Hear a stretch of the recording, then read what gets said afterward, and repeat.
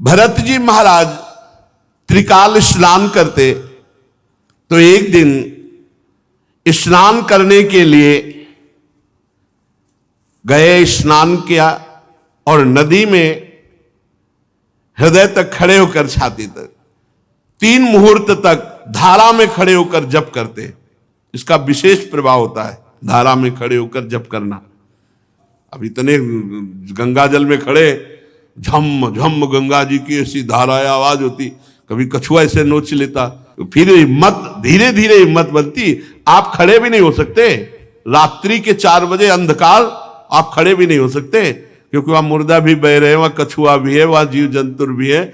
ऐसे हिम्मत, बहुत हिम्मत की जरूरत है खड़े होकर गंगा जी में। यहां तक तो 3 मुहूर्त तक धारा में खड़े होकर भजन करते। इसी समय एक हरनी प्यास से व्याकुल हो जल पीने के लिए आई, और वो गर्भवती थी।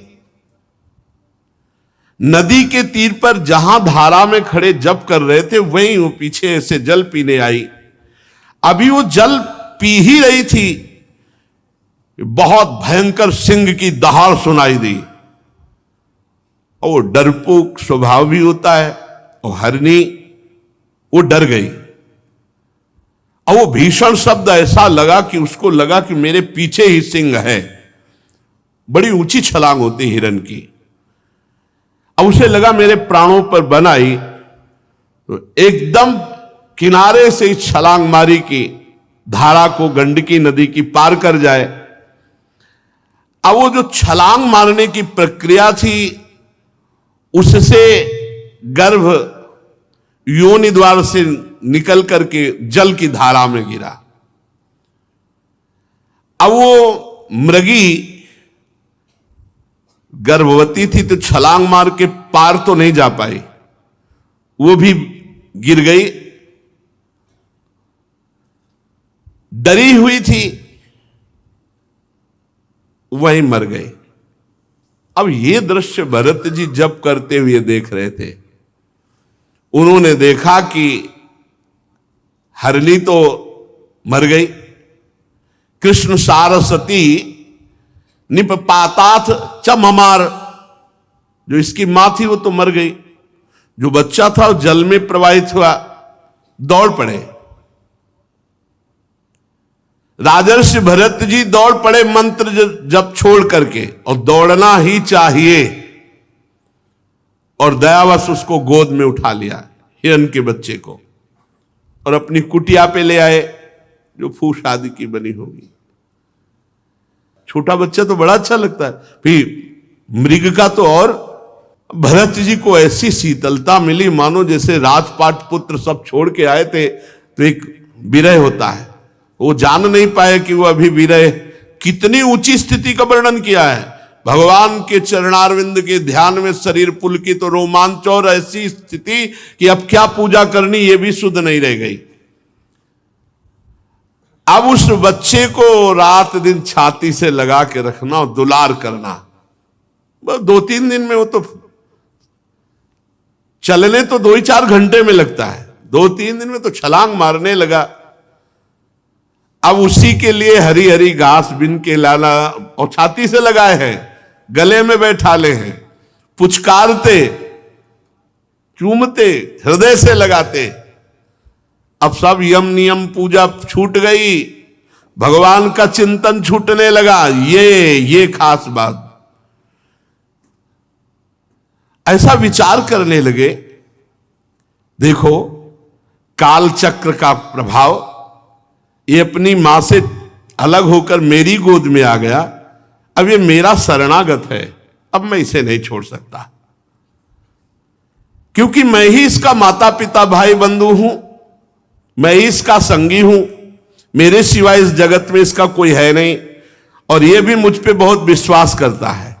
और वो भी छोटा बच्चा, तो अपने छोटे छोटे सी गोल से ऐसे करता, भरत जी के कांधे पे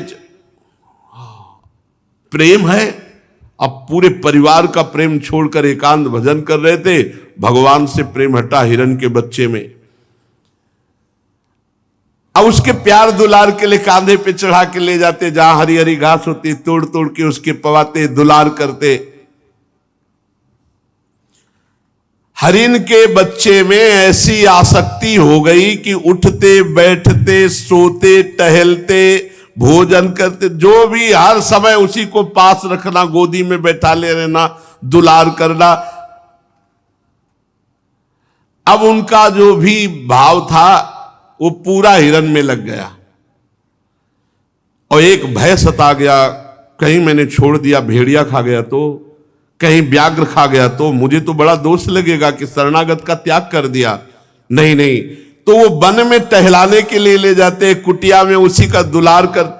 अरे इतना दुलार हो गया कि भगवान का भजन सब छूट गया। ये बड़े आश्चर्य की बात है कि जिस भजन के लिए उन्होंने राज रानियों का पुत्रों का त्याग किया, वही भजन का त्याग हो गया हिरन के बच्चे से। कभी कभी हृदय में इतना द्रवित हो जाता कि हिरन के बच्चे को छाती से लगाते, दुलार करते, कांधे पे बैठा लेते, गोद में लेते, बस उसी के दुलार में।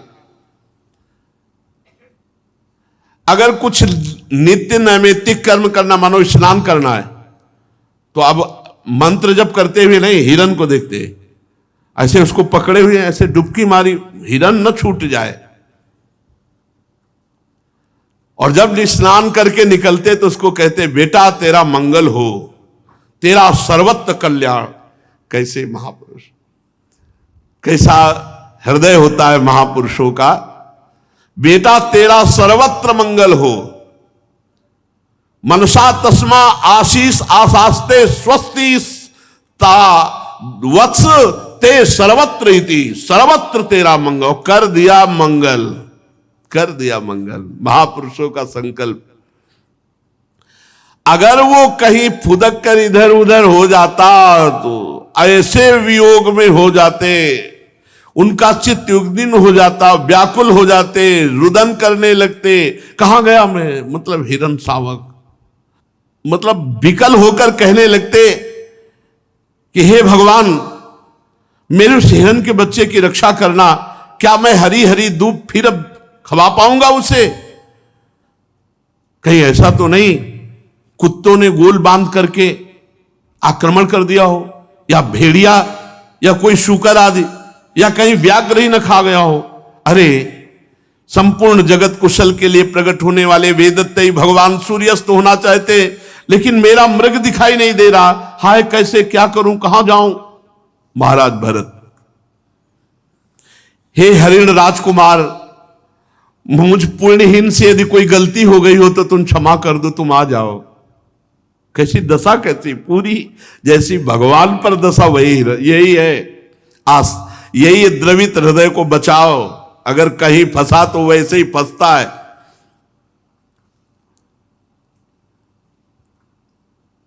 जब कभी मैं प्रणय कोप से खेल में झूठ मूठ समाधि करता भाव, तो अपने छोटे छोटे जल बिंदुओं के समान कोमल कोमल नन्हे सींगों से जब मेरे ऊपर ऐसे खुजलाता, कितना सुख मिलता। कब मिलेगा वो हिरन शावक? कैसा उसका उछलना है, कैसा भयचकित होकर हमारी तरफ देखना है। एक एक चेष्टा हिरन की याद कर रहे, भगवान की नहीं। कैसे उसके नेत्र जब वो भयभीत होता तो कैसा हमारी तरफ देखता। ढूंढने निकले तो उसके खुर के चिन्ह देखे, बोले अहो तपस्विनी धरती तुम्हारे सौभाग्य। ये देखो आसक्त चित्त, तुमने कौन सा महान तप किया कि उस हिरन शावक के छोटे छोटे खुर के चिन्ह तुम में विराजमान है। मैं बड़ा व्याकुल हूं, मेरा हिरन राजकुमार किधर चला गया। जैसे किसी गरीब की संपत्ति खो जाए और वो ढूंढे, ऐसे मैं ढूंढ रहा हूं। चंद्रमा की तरफ देखा तो मृग का चिन्ह दिखाई देता है। अहो माता सिंह के भय से मर गई, आज क्या चंद्रदेव मेरे मृग शिशु को अपने में छुपा लिए। चंद्रमा में भी मृग शिशु। हे अनाथ वत्सल दीन वत्सल भगवान नक्षत्रनाथ चंद्रमा, कि आप मेरे मृग श्रावक की रक्षा कर रहे हैं। कहीं ऐसा तो नहीं मैं पुत्रों के वियोग की दावानल को छुपा लिया और वही पुत्रों का वियोग मृग शावक के उसमें कहीं मैं चूक तो नहीं कर रहा। बीच बीच में जैसे होश आता है, ऐसे मृग बालक का सहारा लेकर कहीं मैं अपने मोहाग्नि को, जो पुत्र आदि को, पत्नी आदि को छोड़ के आया हूं, कहीं ऐसा तो नहीं हो रहा। भरत जी महाराज, जो सर्वथा असंभव है ऐसी कल्पना करने लगे। भरत जी का चित्त व्याकुल रहने लगा। मृग शावक को इतना प्यार किया कि प्रारब्ध में मृग शावक आ गया। ये देखो, प्रारब्ध बन गया मृग शावक। बहुत सवाल, भगवद आराधना रूप योगानुष्ठान पूरा खत्म हो गया, पूरा खत्म हो गया। वही मृग का चिंतन, वही मृग का चिंतन। ये बहुत सा, एक हिरण के बच्चे ने पूरी की पूरी योग निष्ठा गिरा दी, तो मनुष्य के शरीर में आसक्ति हो जाए या भोगों में तो कौन सी बड़ी बात। नहीं तो सोचो परीक्षित, जिन्होंने मोक्ष मार्ग में भगवत प्राप्ति के लिए अपने हृदय से उत्पन्न पुत्र पत्नी आदि का प्यार त्याग दिया, वो हिरण शिशु में ऐसे कैसे आसक्त हो गए। शब्द लिखा है, राजर्षि भरत हिरण रूपी विघ्न के वशीभूत होकर भगवद योग मार्ग से भ्रष्ट हो गए। भ्रष्ट हो गए, योग मार्ग से भ्रष्ट हो गए। उस मृग छौने के पालन पोषण लाड़ प्यार में भूल गए भगवान को, और जिसका टलना अत्यंत कठिन है वो वेगशाली कराल काल सिर पर चढ़ाया। भरत जी की मृत्यु का समय आया और भगवान की लीला के उस समय हिरण सिराने ही बैठा था, शोकातुर। भरत जी हिरण की तरफ देख रहे, चित्त पूरा हिरण में लगा है कि मेरे मरने के बाद इसका पालन कौन करेगा, इसको दुलार कौन करेगा। बस यही चिंतन होते शरीर छूट गया। अंत काल के अनुसार बिल्कुल साधारण पुरुष जैसी मृत्यु हुई भरत जी की। साधारण पुरुष जैसी, असाधारण महापुरुष की साधारण पुरुष जैसी मृत्यु। शब्द लिखा है,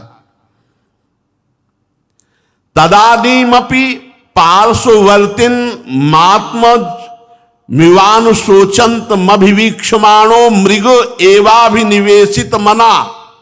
देखते हुए मृग को, और मन भी मृग में लगा हुआ है। एवाभिनिवेशित मना विसृज्य लोकम, शरीर छोड़ दिया तो सह मृगेण कलेवरम मृत मनु न मृत जन्मानुस्मृति। भगवान की स्मृति नहीं हुई, मृग को देखते हुए मृग की स्मृति में शरीर छोड़ा तो उनको मृग शरीर की प्राप्ति हुई। ये खास बात। अंतकाल की भावना के अनुसार मृत जन्मानु स्मृति ऋतरवन मृग शरीर मवापे, उनको मृग शरीर की प्राप्ति। साधारण पुरुष जैसी मृत्यु, साधारण पुरुष जैसे विषय संसार का चिंतन, ऐसे ही मृग को देखते हुए मृग की स्मृति में शरीर, सबसे बड़ा घाटा हो गया। उनकी स्मृति और चिंतन, अगला शरीर मृग का मिला। परंतु भगवान का भजन कभी व्यर्थ नहीं जाता, इसलिए उस योनि में उनको अपने पूर्व जन्म की याद रही कि मैं महाराज भरत एक मृग की आसक्ति के कारण मृग बना। अब तो बहुत पश्चाताप हुआ कि अरे मेरा एक जन्म मृग की आसक्ति में। बड़े खेद की बात, मैं संयमशील महानुभावों के मार्ग में भगवत आराधना करने वाला भ्रष्ट हो गया एक मृग के मैंने धैर्य पूर्वक भगवान के लिए सारी आसक्ति छोड़कर एकांत में पवित्र भाव से भगवान के भजन का आश्रय लिया वन में। लेकिन मैं भगवान की आराधना से भ्रष्ट हो गया। मैं एक नन्हे से हरिण शिशु के पीछे अपने भगवान को भूल गया, लक्ष्य से च्युत हो गया। अब नहीं।